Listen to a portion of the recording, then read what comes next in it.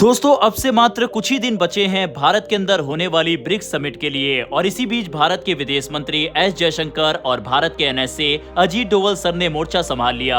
जहां विदेश मंत्री रूस के दौरे पर है तो वहीं अजीत डोवल सर चीन के दौरे पर पहुंचे और इन्हीं सब के बीच में 50 से ज्यादा देशों ने ब्रिक्स में अपनी एंट्री की इच्छा जताई है और इसमें शॉकिंग ये है कि बांग्लादेश भी है। ब्रिक्स और भारतीय विदेश मंत्री के रूस दौरे से निकल कर आई इन सभी खबरों के बारे में चलिए एक एक करके डिटेल में समझते हैं। दरअसल रूस की राजधानी मॉस्को में भारत के विदेश मंत्री डॉक्टर एस जयशंकर और रूस के राष्ट्रपति व्लादिमीर पुतिन की मुलाकात इस समय काफी चर्चा में है। पुतिन ने क्रेमलिन में जयशंकर का स्वागत किया। बातचीत के दौरान जयशंकर ने पुतिन से उनकी तबीयत पूछी और पुतिन ने मुस्कुराते हुए सिर्फ थम्स अप किया। लेकिन इस छोटे से गेस्चर के पीछे रूस के लिए काफी मुश्किल समय छिपा हुआ है। पिछले कुछ समय से यूक्रेन ने रूस पर बड़े ड्रोन अटैक किए। कई बार एक रात में सैकड़ों ड्रोन से हमला हुआ। मॉस्को और आसपास के इलाकों में एक्सप्लोजन हुए और आम नागरिक भी प्रभावित हुए। ऐसे माहौल में भारत के विदेश मंत्री का रूस पहुंचना अपने आप में काफी इम्पोर्टेंट है। सबसे बड़ा मुद्दा है भारत और रूस के बीच बढ़ता ट्रेड। खास तौर पर रशियन ऑयल की बात करें तो भारत की खरीदारी काफी बड़ी है। मौजूदा समय में भारत रूस से हर दिन करीब 2.5 मिलियन बैरल से ज्यादा क्रूड ऑयल खरीद रहा है। यह आंकड़ा ऐसे समय पर आया है जब अमेरिका भारत और चीन को रशियन ऑयल खरीदने को लेकर लगातार प्रेशर दे रहा है और भारी टैरिफ की वार्निंग भी दे चुका है। इसके बावजूद भारत और रूस के बीच इकोनॉमिक रिलेशंस मजबूत बना हुआ है। दोनों देशों का ओवरऑल ट्रेड भी बढ़ा है। जयशंकर ने संकेत दिया है कि अगर मौजूदा ट्रेंड जारी रहता है तो 2030 तक इंडिया रशिया ट्रेड करीब $100 बिलियन तक पहुंच सकता है। लेकिन रशिया की इंपोर्टेंस सिर्फ ऑयल तक सीमित नहीं है, फर्टिलाइजर भी भारत के लिए बहुत बड़ा मुद्दा है। रूस ने भारत को भरोसा दिया है कि वह भारतीय किसानों के लिए फर्टिलाइजर सप्लाई को आगे भी बढ़ाता रहेगा। ये भारत के लिए इसलिए इम्पोर्टेंट है क्योंकि आने वाले समय में ग्लोबल फर्टिलाइजर सप्लाई को लेकर चिंता बढ़ रही है। अगर दुनिया में फर्टिलाइजर की कमी होती है तो उसका सीधा असर खेती और फूड प्राइसेस पर पड़ सकता है।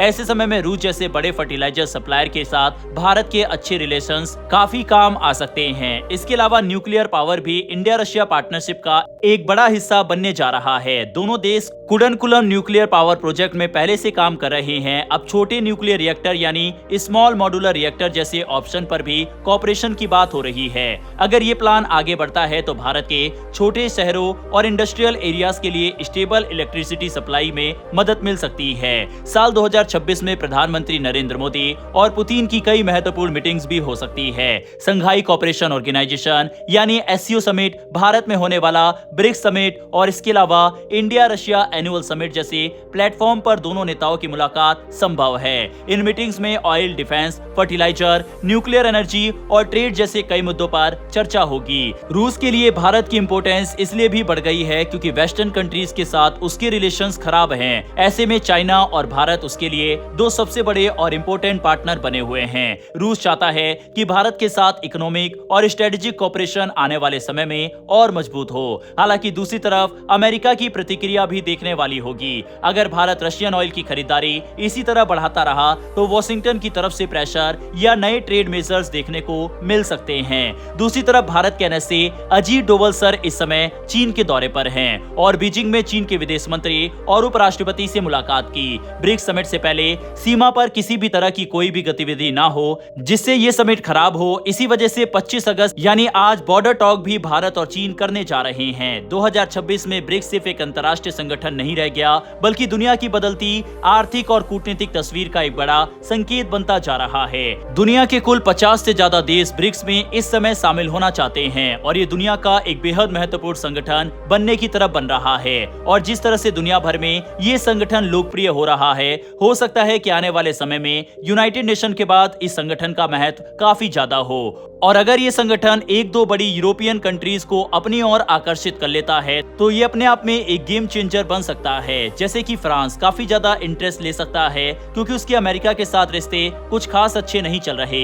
लगातार डोनाल्ड ट्रंप के साथ विवाद चल रहा है। ऐसे में ये भी इंटरेस्टिंग रहेगा भारत इस मीटिंग के दौरान किन किन देशों को इन्वाइट करता है, क्योंकि ब्रिक्स के परमानेंट सदस्यों के अलावा भी भारत अपने आसपास के पड़ोसी देशों के अलावा किसी भी देश को इन्वाइट कर सकता है और वह देश कौन कौन से होने वाले हैं ये देखना काफी इंटरेस्टिंग रहेगा। हालांकि भारत ने बांग्लादेश को भी इनवाइट किया था, लेकिन बांग्लादेश के प्रधानमंत्री ने भारत का ऑफर रिजेक्ट किया है। इसका खामियाजा अब बांग्लादेश को कितना भुगतना पड़ेगा ये तो आने वाला वक्त बताएगा। हालांकि बांग्लादेश की ब्रिक्स में शामिल होने की मंशा को भी करारा झटका लगा है, क्योंकि बांग्लादेश ने ब्रिक्स में शामिल होने के लिए इंटरेस्ट दिखाया था और अब जब भारत की तरफ से इनवाइट किया गया तो उन्होंने आने से मना कर दिया और ये कहा कि जब तक शेख हसीना को वापस नहीं भेजा जाएगा और हमारी शर्तों को नहीं माना जाएगा तो वह नहीं आएंगे। हालांकि इससे भारत को कोई खास फर्क नहीं पड़ता। भारत ने पड़ोसी देश होने के नाते बांग्लादेश को इनवाइट किया था। दूसरी ओर दोस्तों, ब्रिक्स की शुरुआत ब्राजील, रूस, भारत और चीन से हुई थी और बाद में दक्षिण अफ्रीका इसमें शामिल हुआ था। इसके बाद संगठन का विस्तार हुआ और मिस्र, इथोपिया, ईरान, संयुक्त अरब अमीरात और इंडोनेशिया जैसे देश इसके सदस्य बने। सऊदी अरब की स्थिति को लेकर अलग अलग स्तर पर चर्चाएं हो रही है, इसीलिए इसके बारे में सदस्यता की स्थिति बताते समय सावधानी जरूरी है। इसके अलावा कई देशों को ब्रिक्स के पार्टनर कंट्री के रूप में जोड़ा गया है, यानी ब्रिक्स अब केवल 5 देशों का छोटा समूह नहीं है। इसका आर्थिक और राजनीतिक प्रभाव पहले की तुलना में काफी बढ़ चुका है। यही कारण है कि दुनिया के कई विकासशील देश ब्रिक्स के साथ किसी न किसी रूप में जुड़ने में रुचि दिखा रहे हैं। वहीं इस पूरे बदलाव में सबसे महत्वपूर्ण भूमिका न्यू डेवलपमेंट बैंक यानी NDB की है। ये ब्रिक्स देशों द्वारा बनाया गया विकास बैंक है, जिसका उद्देश्य इंफ्रास्ट्रक्चर और विकास से जुड़े प्रोजेक्ट के लिए वित्त उपलब्ध कराना है। हाल ही में NDB ने $1.75 अरब का 3 साल का बेंचमार्क बॉन्ड जारी किया। इस बॉन्ड को निवेशकों की मजबूत मांग मिली और ऑर्डर बुक $3.2 अरब से ज्यादा पहुंच गई। इसका मतलब साफ है कि अंतर्राष्ट्रीय वित्तीय बाजार में NDB को अब पहले की तुलना में कहीं ज्यादा गंभीरता से देखा जा रहा है। यही वह जगह है जहां ब्रिक्स की असली ताकत दिखाई देती है। अगर कोई विकासशील देश अपने इंफ्रास्ट्रक्चर के लिए नए वित्तीय विकल्प चाहता है तो उसे केवल पश्चिमी संस्थानों पर निर्भर रहने की जरूरत नहीं पड़ती। ब्रिक्स के माध्यम से उसके पास एक दूसरा रास्ता भी मौजूद हो सकता है। हालांकि इसका मतलब ये नहीं है कि ब्रिक्स ने डॉलर को खत्म कर दिया है, ऐसा दावा करना गलत होगा। आज भी अंतर्राष्ट्रीय व्यापार और विदेशी मुद्रा भंडार में अमेरिकी डॉलर की भूमिका बहुत बड़ी है। ब्रिक्स के अंदर भी सभी देश एक जैसी आर्थिक या राजनीतिक सोच नहीं रखते। भारत खुद कई मौके पर यह स्पष्ट कर चुका है कि ब्रिक्स को किसी एक देश या अमेरिका के खिलाफ गठबंधन के रूप में नहीं देखा जाना चाहिए। भारत के लिए इसका मुख्य उद्देश्य बहुध्रुवीय दुनिया में विकासशील देशों की आवाज को मजबूत करना और आर्थिक सहयोग के नए विकल्प तैयार करना है। खैर, सितंबर में नई दिल्ली में होने वाला ब्रिक्स समिट इसलिए भी महत्वपूर्ण होगा क्योंकि चीन के राष्ट्रपति शी जिनपिंग के भारत आने की संभावना है। अगर उनका दौरा होता है तो 2020 के बाद भारत चीन संबंधों के लिहाज से ये एक बड़ा कूटनीतिक घटनाक्रम होगा। भारत ने इस समय अपनी विदेश नीति को और तेज कर दिया है।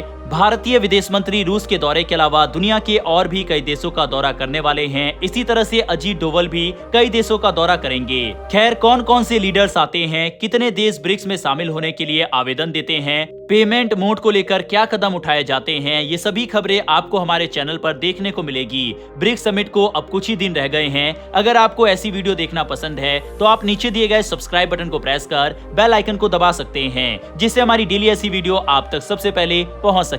फिर मिलेंगे ऐसी एक नई वीडियो के साथ। धन्यवाद। जय हिंद, जय भारत।